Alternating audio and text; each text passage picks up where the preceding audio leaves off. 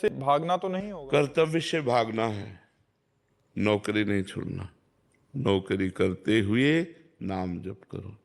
हर समय बिजी ही नहीं रहते, हर समय बिजी ही नहीं रहते। जिस समय आप खाली समय है, समय राधा राधा नाम जप कर रहे। जो नौकरी का ड्यूटी का बहुत बिजी समय है, उसे कृष्णार्पणम कर रहे हैं और पूरे परिवार की सेवा कर रहे हैं। उन रुपयों में से 100 रुपया निकाल कर गौ सेवा में दे देते हैं, 100 रुपया संत सेवा में दे देते हैं। धर्म का कार्य भी बन रहा है और जीवन भी सुख चैन से कट रहा है। तो नौकरी नहीं छोड़नी, धर्म से चलो, कर्तव्य से भागो मत, अपने कर्तव्य का पालन करो। पूजा राठी जी, राधे राधे महाराज जी। महाराज जी, मैं कुश्ती की अंतर्राष्ट्रीय खिलाड़ी रही हूँ और अब अच्छे सुनते नहीं और मैं उन्हें डांट भी देती हूँ और पिटाई भी कर देती हूँ, तो इससे मुझे पाप लगेगा क्या महाराज जी? नहीं मुझे उनके नहीं, भविष्य और अपने भविष्य की भी चिंता है। लेकिन कुश्ती के लिए ब्रह्मचर्य अत्यंत आवश्यक है और आजकल इसकी बहुत कमी हो रही है। जो ये हमारा ग्रामीण खेल है, गांव-गांव में 10-20 पहलवान तो होते ही थे। कुश्ती में ब्रह्मचर्य और अपने गुरु की अधीनता, जो गुरु हमको शिक्षा देते हैं कुश्ती की, उनकी अधीनता। अब जैसे यहाँ हाथ मारा और देखा कि कमजोर है, तो 100-200 हाथ वहीं मारेगा गुरु। अब वो अपराध थोड़ी उसके, वो तो अपने शिष्य को पुष्ट कर रहा है।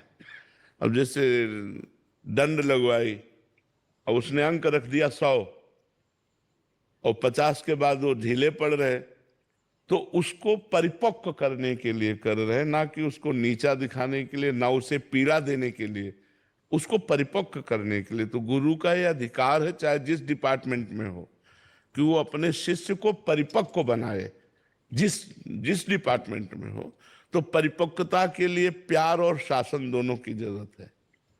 तो हम अपने अनुयायी जो हैं कुश्ती के, जो उनको प्यार भी दें और उनको शासन भी दें। शासन और प्यार के द्वारा हम उनको अच्छे पहलवान बनाएं, जो हमारे समाज में उन्नति करे, समाज की सेवा करे। जो शरीर पुष्ट है तो सब सेवाएं हो जा सकती। हमें जरूरी नहीं अंतर्राष्ट्रीय खेल में हम पहुंचे, लेकिन अगर हमारा शरीर स्वस्थ है तो हम एक अच्छे किसान बन सकते हैं, हमारा शरीर स्वस्थ है तो हम एक अच्छे समाज सेवक बन सकते हैं। तो ये स्वस्थता के लिए भी जरूरी है। आज हमारे नौजवान बच्चे ये सब भूल गए। नहीं तो 10-20 जो है दंड बैठक 15-20 मिनट में मारनी चाहिए। व्यायाम करने से शरीर पुष्ट रहता है। दवा कोई वर्जिश से बेहतर नहीं, दवा कोई वर्जिश से बेहतर नहीं। नुक्सा है कम खर्च बाला न सेन, शक्ति बढ़े फुर्तीला है, चोट न अधिक पिराए, अन्न पचे चंगा रहे, कसरत सदा सहाय। जो दंड बैठक मारता है ना, वो दवाई की कम जरूरत पड़ती है। अब छोटी छोटी अवस्थाएं, high blood pressure, low blood pressure, sugar, ये वो, अभी दौड़ो 5 किलोमीटर, 100 दंड 100 बैठक मारो, और चाहे जितना भोजन खाओ, चाहे रबड़ी पी जाओ, सब पच जाएगा। अब ऐसे बैठे बैठे रबड़ी पियोगे तो लीवर खराब हो जाएगा। तो व्यायाम अत्यंत आवश्यक है। तो जरूरी नहीं है कि नौजवान बच्चे अंतर्राष्ट्रीय खेल में, अगर अपने घर में भी रहना तो सीखना चाहिए। हमें व्यायाम जरूर सीखना चाहिए, हमें दंड बैठक सीखना चाहिए कि कैसे करना है, कैसे रहना है। उससे शरीर स्वस्थ रहता है, अन्न पचता है और रोग कोई प्रभाव नहीं डाल पाता है। अगर चोट भी लग जाए तो सहने की सामर्थ्य रहती है। तो आप जरूर कीजिए, ये कोई अपराध नहीं है, क्योंकि उनको हम परिपक्व करना चाहते हैं। आयुष जी। श्री हरिवंश बाबा। श्री हरिवंश महाराज जी। महाराज जी, अगर कोई साधक 84 जी का पाठ कर उसे जगत मंगल के लिए समर्पित करे तो क्या सबको भगवत प्राप्ति हो जाएगी? नहीं, भगवत प्राप्ति उसी को होती है जो स्वयं भगवान का चिंतन निरंतर करता है।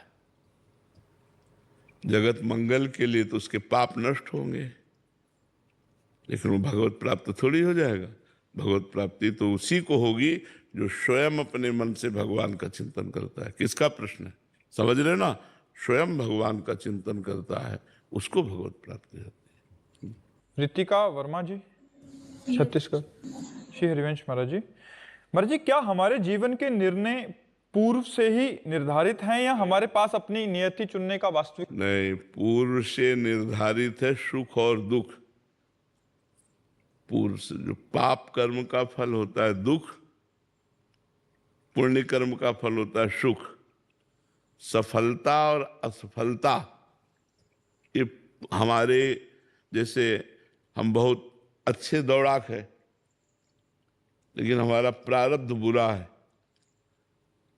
तो हम दौड़ने चले लेकिन हमारे पैर में या फिसल गए या कुछ ऐसा कुछ हो गया कि यद्यपि हम समर्थ थे अपने गोल तक पहुंचने में, लक्ष्य तक, लेकिन असमर्थ हो गए।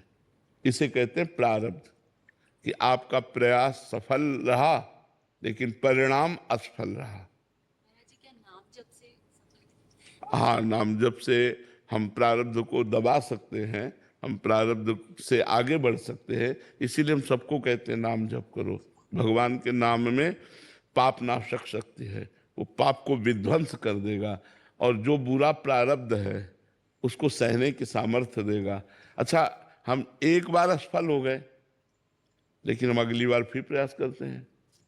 हर बार प्रारब्ध थोड़ी हमें गिराएगा, हम अगली बार क्रॉस करेंगे, अपने गोल तक पहुंचेंगे। तो हमें लक्ष्य पर दृढ़ रहना चाहिए और नाम जप करना चाहिए और जिद्दी स्वभाव होना चाहिए। मतलब हमारा जैसे बचपन से हम बाबा जी हैं, तो जैसे मन ने कहीं में भयभीत किया, 13 वर्ष से बाबा जी हैं, तो जैसे गंगा किनारे या कहीं कि यहाँ भूत है, अब मन ने भयभीत कर दिया। अब हम परेशान कि अकेले भ्रमण करते थे, ये तो मार देगा मन, ऐसे डरवाएगा। तो जहां कहता है यहाँ भूत है वहां खड़े हो जाते, कहाँ भूत है, क्या भूत है, क्या परेशान है, हम वहीं रुकते, कुछ नहीं। धीरे धीरे मन निडर हो गया, निर्भय हो गया। जिद्दी स्वभाव था कि अब गंगा जी में खड़े हो, कहीं मगरमच्छ आ गया तो हम कहा अगर प्रारब्ध भोग मगरमच्छ खाने का है तो जरूर तेरे को खाएगा, अगर नहीं है तो नहीं खाएगा। आंख मूंद करके ऐसे मंत्र जपो, मन है ना डरवाता रहता है ना। तो हमको नाम जप के द्वारा और एक अपना, जिसे हम जिद्दी स्वभाव कहते हैं, उसे कहते हैं दृढ़ संकल्प वाला। हमारा संकल्प दृढ़ हो तो हम एक बार हारेंगे, 2 बार हारेंगे, लेकिन तीसरी बार क्रॉस कर जाएंगे। तो हमें नाम जप करना चाहिए, शरीर स्वस्थ रखना चाहिए और अपने लक्ष्य का ध्यान रखना चाहिए कि मेरा लक्ष्य क्या है, मुझे वहां तक पहुंचना है। प्रकाश को